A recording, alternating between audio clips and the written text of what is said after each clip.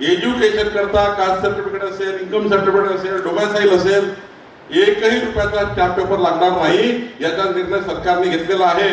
बिना स्टॅम्प पेपरने आता या ठिकाणी आता सर्व डॉक्युमेंट मिळणार आहे.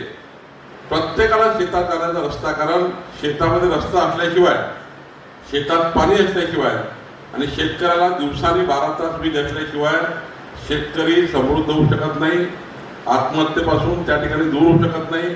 आणि त्यामुळं सरकारने भूमिका स्वीकारली आहे.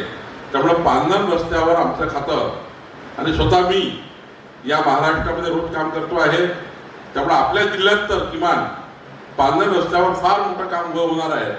आणि जसे गावाचे रस्ते आहेत तसे पांधन रस्ते सुद्धा महत्त्वाची जबाबदारी आहे. दोन, एक तुमच्या जीवाचं रक्षण करणे आणि मालमत्तेचं रक्षण करणे, तुमची मालमत्ता कायम ठेवणे. महसूल खात्याची जबाबदारी आहे मालमत्ता कायम ठेवणे, आणि गृह खात्याची जबाबदारी आहे तुमच्या जीवाचं रक्षण करणे. ह्या दोन महत्वाच्या जबाबदाऱ्या सरकार पार पाडत आहे. बाकी खाते आहेत, ऍग्रिकल्चर महत्वाचं आहे, आरोग्य महत्वाचं आहे, शिक्षण महत्वाचं आहे, वॉटर सप्लाय महत्वाचं आहे. या ठिकाणी मी WCL ची बैठक घेणार आहे, NHI ची बैठक घेणार आहे, फॉरेस्टची बैठक घेणार आहे. जेवढे या जिल्ह्यातले निवेदन आले आहेत ते सर्व निवेदन आपण पूर्ण करणार आहे. त्या ठिकाणी पुलावर पाणी जमा होत आहे, रस्ते अनियमित झाले आहेत, त्या ठिकाणी ऍक्सिडेंट स्पॉट तयार झाले आहेत, एखाद्या दिवशी मोठी घटना होऊ शकतं. हे मी मान्य स्वतः नितीनजी गडकरी साहेबांकडे एक बैठक स्पेशल उमरेड रोडची लावण्याचाही मी निर्णय या ठिकाणी करणार आहे. भागातल्या प्रत्येक घराला सनद मिळाली पाहिजे. आज जवळपास 40% सनद वाटप झाले आहे. आपल्याला 100% घरांना सनद द्यायची आहे.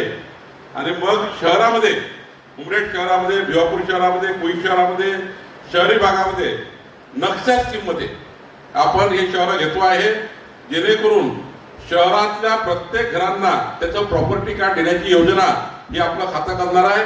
इकडे ग्रामीण भागामध्ये स्वामित्व देणे आणि शहरामध्ये प्रॉपर्टी कार्ड देणे, या दोन्ही गोष्टी आपण त्या ठिकाणी करणार आहोत.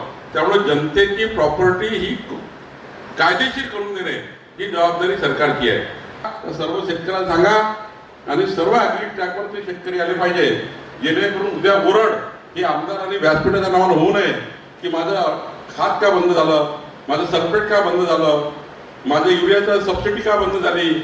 युरियाची सबसिडी सरकार देतं, MSCBच्या विजेचं बिल माफ केलं आहे आणि उद्या सर्व यायला लागलं त्याला, याचा अर्थ ऍग्री ट्रॅकवर नाही आहे.